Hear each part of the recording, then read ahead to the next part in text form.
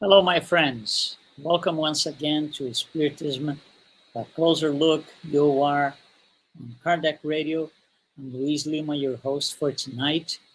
If you have any questions, any comments, any suggestions, you can always go to the information down on your screen. You can always go to kardecradio.com. You can come to our Facebook page, or you can use the email address listed there for questions and comments, suggestions. And even if you want to suggest a topic for discussion so we can bring it over and talk about it. Tonight, we are going to talk about, we're going to take a closer look at Darwin and Spiritism. Darwin and Spiritism. I think the question is always somehow, at least we get a lot of this from people. Do we align with Darwin's theory, or even the other way around? Does Darwin's theory align with Spiritism? Is he our friend? Is he not? We get a lot of questions about it. So that's the reason we decided to bring this over. Let's try to understand and clarify, and hopefully we're going to do the right job tonight. For us to make this quote, judgment, a better word would be analysis. For us to do this analysis, we need to take a really quick crash course on Darwin's work and its history, because there's a lot of things in his work that are little tiny details, but they make a difference when we put Darwin's work and Spiritism side by side. So really quick. He was born in an upper class family, so family was wealthy. His father and his grandfather, they were well known people in the society, in their profession, in their work. They were all in the health business, doctors, and they were very well known. Darwin was baptized in the Anglican Church. The Anglican Church is part of Christianity, but it's a more restricted form, at least it was in those days. They did not accept all the books in the Bible. They had their own adaptations to the Bible because, it was a form of Christianity. Still Christian, still based on Jesus' teachings. And so, but it had some, especially regarding the Old Testament, you had some things that they didn't like much, so they left it out. Anyway, so he, as a young child, he was going to the Anglican Church. Then he grows up, he goes to the university to study medicine because that's what the family lineage, they're all doctors. He didn't perform well. He went to study science, he didn't perform well, but he had contact with the theory of Jean-Baptiste Lamarck, which we're going to address this on a separate live another time. We're going to come back to him just a little bit. But Jean-Baptiste Lamarck he wrote the first paper ever, the first book ever on evolution from the scientific point of view. So because of his Darwin's poor academic performance, his father decided to send him to Cambridge to become an Anglican cleric, and he does. He completes the course, but it's not really what he wants. It's not really what he wants. He had things that he would not really get along with in the Anglican Church. One of them is there was this guy called James Ussher who wrote a book. He wasn't one of the Anglican bishops at the time. That, not at his time, not at Darwin's time. That was in like 1650 or so. And this guy made some calculations, and he came to the conclusion that he found the very day when the world was created, and that was Sunday, October 23rd, 4004 BC. Darwin looks at this and says, this is just too much. That blows my mind. I don't want to do this thing anymore. I don't want anything to do with the church. So he takes off on a trip, on a voyage, a 2-year voyage, on a ship called Beagle. And in there, he reads a lot. One of the books he reads is a book by an Englishman, scientist, also called Charles Lyell. Charles Lyell wrote a book called The Principles of Geology. And he touches, on the book, he touches with some depth on evolution, species, birds, and stuff like that. And Darwin, reading the book and on the ship and stopping on different places, he was kind of, oh, what his guy's saying here is interesting. Yeah, I see different birds, I see different plants. The beak of some of the birds are the bird itself is very similar to ours in England, but the beak is a little bit different because they take the food in. The food intake is a slightly different. So all of that triggers his mind to put the attention on something more serious in terms of uh, I want to study this thing. That's my line of work. I'm going to become this biologist slash naturalist. And that's what he does. So he starts analyzing species, collecting data, a lot of notes. He was making notes all over the place. 2 years later, he comes back to England and he starts on writing a book with his observations and the answer to his question. And the question was, his whole work was based on finding the answer to this one question. What triggers or what motivates the evolutionary process? You see, it's not a matter of is there evolution or not? No. Evolution, for him, it does exist. It's a thing for sure. But what triggers it? That was his question. So the entire Darwin work was based on the idea to find this answer. We need to take a little bit of time here to look at his work because it matters. His work, how it came about, matters for us to understand where he's coming from, and is he aligned with us, spiritists, yes or no? So I'm going to put this in graphic form because I think it's just going to be easier for us to follow. So he writes his book. It's called the opening book in terms of works on evolution. It's not the first, but it's the one that's going to change everything. So the name of the book is here. You see on your screen, The Origin of the Species. That was in 1859. So this is a reference. 1859, 2 years after the first edition of the Spirits book. First edition, 501 questions. The second edition came in 1860 after his work, or about the same time. So here it is. He writes the book, and what were his considerations? Who made him write the book? What was he reading and going after to be able to write the book? So two things. First of all, he reads the works of Jean-Baptiste Lamarck. Like I said, it's the first book ever in 1809. You see here the name Philosophie Zoologique. In French, Jean-Baptiste Lamarck is a French naturalist biologist. It's the first work on evolution from the scientific point of view. So he reads that. Their theories, the final theory of Darwin and the original theory of Lamarck are different. But anyway, he read the book.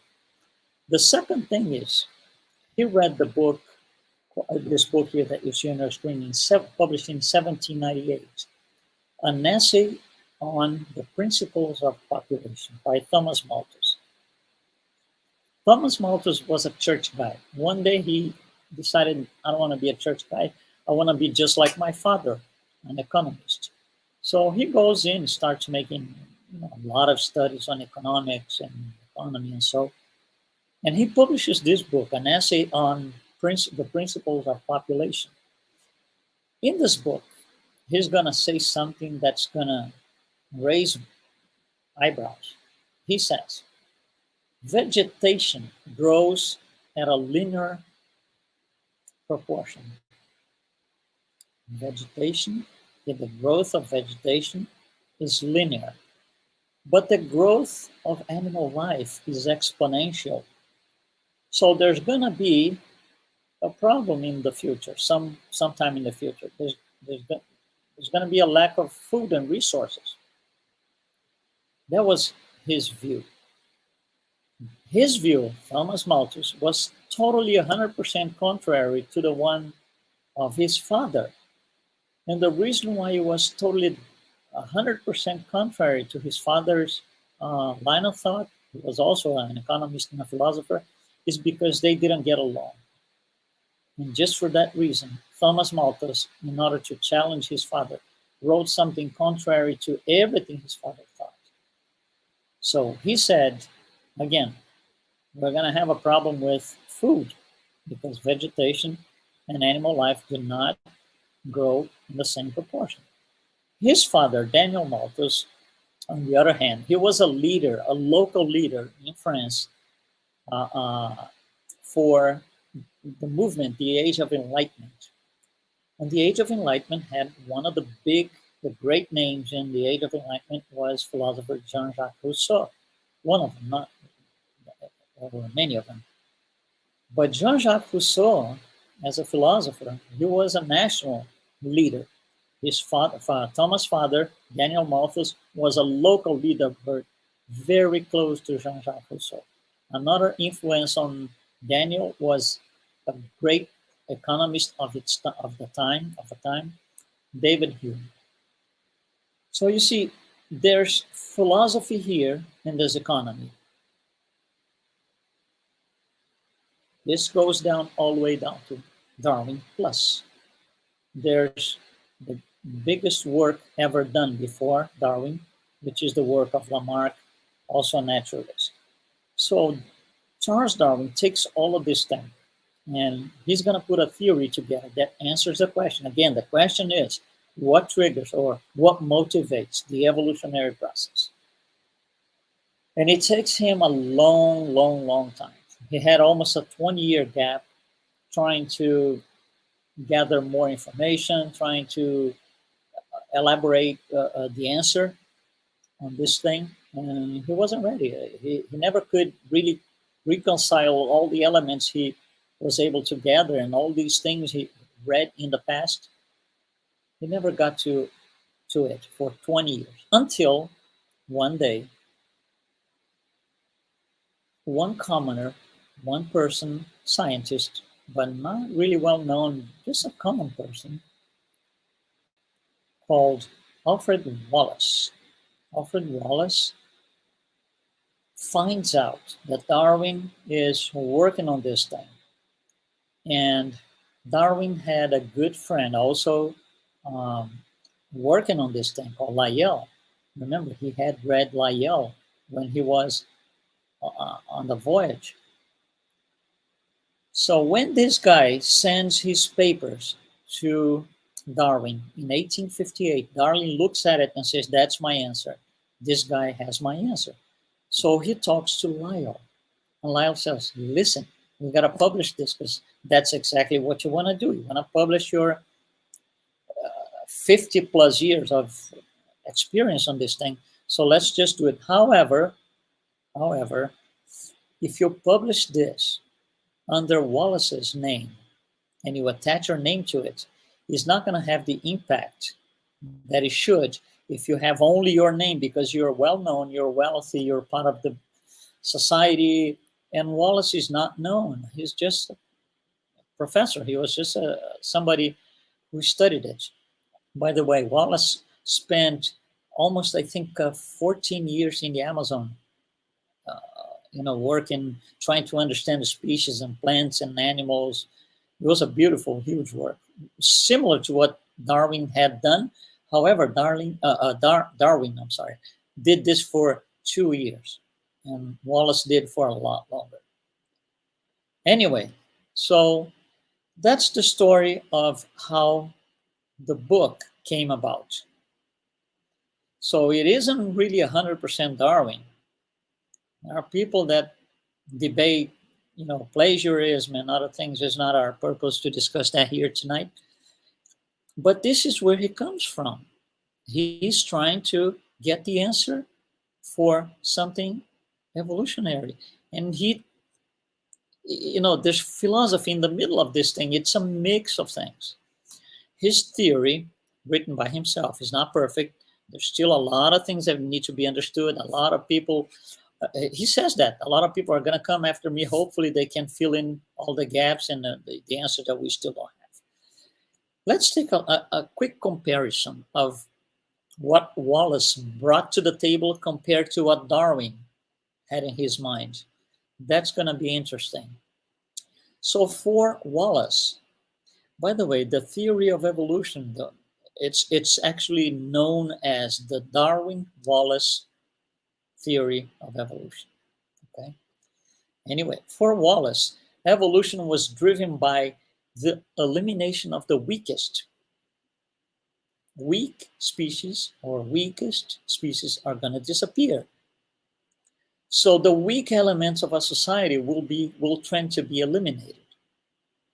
That's Wallace. Darwin. Evolution is driven from the will to survive. It's the survival of the strongest. You might seem the same thing, but it's not really. We're going to come back to this in a little bit. For Wallace, we need to improve, not to be the weakest. Right? So we need to improve, not to be the weakest. For Darwin, we need to struggle to acquire the status of the best at any cost, because it's survival of the strongest. We need to be the strongest at any cost. We will do anything to survive and be the best. So you see how there's a difference in focus here. One is just saying, let's not be the weakest. The other is saying, let's be the best of all at any cost. I'll do anything that it takes to get there. So the underlying message, and that's where the difference starts. The underlying messages. If you belong to the group of the weak ones, how are you going to survive? The best thing you can do is gather all together, put everybody together, and let's go for it. If you would try to do this alone, each one of the elements, it's weak. It's not going to be able to survive. But when you go as a group, you get strength. Then there's a much better chance to survive.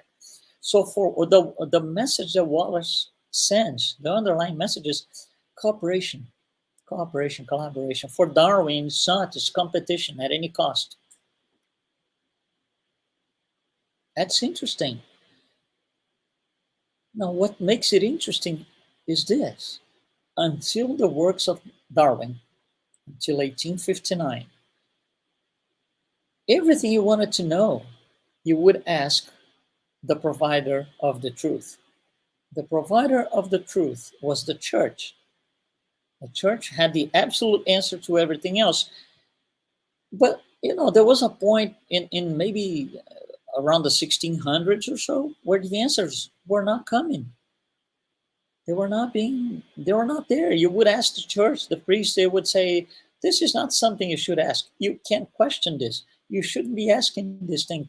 So instead of answering, they were saying, don't ask. So it's kind of the provider of the truth is not bringing the answers that we need as a society. And we've been asking this for centuries, and the answers are not coming. With Darwin, some of these answers start to come. And then what happens is science takes over from that point and becomes the provider of the truth. And it is still today. Still today. If you want to know something, has it been proven scientifically? So Darwin established indirectly, but he did. And the results are out there. We can see anywhere, anytime, any day. Establish a new paradigm. That's called the scientific materialistic paradigm. which is still very much alive today. In the late 1800s, his work is 1859. In the late 1800s, almost next century, something came about with the name social Darwinism. And that was a movement led by a guy called Herbert Spencer. Social Darwinism preconizes improvement of humanity by purifying the race. You see, Darwin never wrote that, but it came out of his work. It was an interpretation, an indirect interpretation of his work. So this is equivalent to assume that there are unfavorable genetic inferiors. There are superiors and inferiors in terms of race. This is still around today because we still live the scientific materialism. We still believe that the provider of the truth is science. All of this so far that I've said is before the works of Mendel, Gregor Mendel, and the discovery of genetics, all of it. Mendel's work was published in the 1860s, never was considered a good work until the early 1900s. So that's almost 40 years after the works of Darwin. And then when Mendel works comes up, and we look at Darwin's theory, it doesn't match 100%. So it was necessary to make adjustments to Darwin's theory, and then the original Darwinism will become what is called today as neo-Darwinism. We still use the word Darwinism, but what we mean is not the original works of Darwin, is neo-Darwinism. So what is this? First of all, it believes that, or it states that natural selection triggers evolution. And that was the question he was trying to get the answer for. Natural selection triggers evolution. Natural selection depends on the environment. For example, think of an animal with a very long hair. It will be advantageous to this animal in cold weather, but it will not be advantageous in Florida where I live. So it depends on the environment. It makes sense. It makes sense. It's a logical thing. But the problem with the theory is this next thing here. Evolution and mutations, right? Mutations are random. So from time to time, there's a mutation on a species to follow the natural selection, and that mutation is random. And then we don't like what is said as spiritists. It's not that it's wrong. We need to be very clear on this thing. It's a matter of layer. Understanding layer one, there's a next layer. When Moses said, an eye for an eye, he wasn't really wrong, but it's layer one. There will be layers after that will make it more comprehensible. It's the same thing here. There is no right or wrong. The Darwin theory studies the evolution of the species, physical animals, physical plants. The outcome of the theory is focused on evolution of the material forms of animal life and vegetation. Spiritism does not study the evolution of species. Spiritism studies the evolution of the intelligent principle. The intelligent principle needs to goes through its evolutionary path by going through the plants kingdom and the animal kingdom. But we are not, we spiritists, we are not studying evolution of the species, how this form transforms into that one. This is not what we study. We study the intelligent principle. And that's one of the things that Darwin does not consider, because it wasn't what he was looking for. It was more restrict. So it's not really wrong. It's incomplete. A better word is incomplete. It's not that it goes against Spiritism or Spiritism goes against it. No, it's a matter of, we need to understand more. We need more layers of uh, knowledge. Spiritism is this additional layer of knowledge. So the form changes from the Spiritist point of view. The form changes not because of random mutations, but because there is intention. It's orchestrated from the spirit world. So at one point, for this particular species to continue its path towards evolution, it's going to be needed, mutation is going to be needed here. So the mutation is not random, it's not accident. It is intentional. And the other thing that Spiritism considers, that goes not against, but goes to the next layer, it's a better explanation. Darwin proposes competition because his theory is restrict. Spiritism never proposes competition. It's collaboration or cooperation. It's the other side of things. So we look at the works of Darwin today, we as Spiritists, and it's hard to say, do we align with Darwin, yes or no? We have to go through an entire explanation. What we try to do here in 30 minutes, more or less. Because it's not right or wrong, it's just incomplete. We have more knowledge brought to us through mediumship, right? The ability of bringing information from the spirit world through mediums. We have that information. He didn't. First, he and Kardec, they were living at the same time, by the way, but they never met each other. They didn't get to know each other's work. Not that I know of, not that I could ever find, and I don't see anything documented in that sense. But you see, the purpose of Darwin was not the purpose of Spiritism. Just like Newton. Newton got criticized because people said, Newton, your theory is marvelous, wonderful, but where is God into this theory? And he said, that's not my purpose. I'm looking for answers how the universe works, the universe physical, the planets, the comets, the, whatever galaxies, not the world in terms of divinity and all of that, spirits, no. So the word God or anything in that sense does not appear in Darwin's work either, because it wasn't what he was focusing on. So obviously the criteria is different. If the criteria is different, the outcome cannot be different.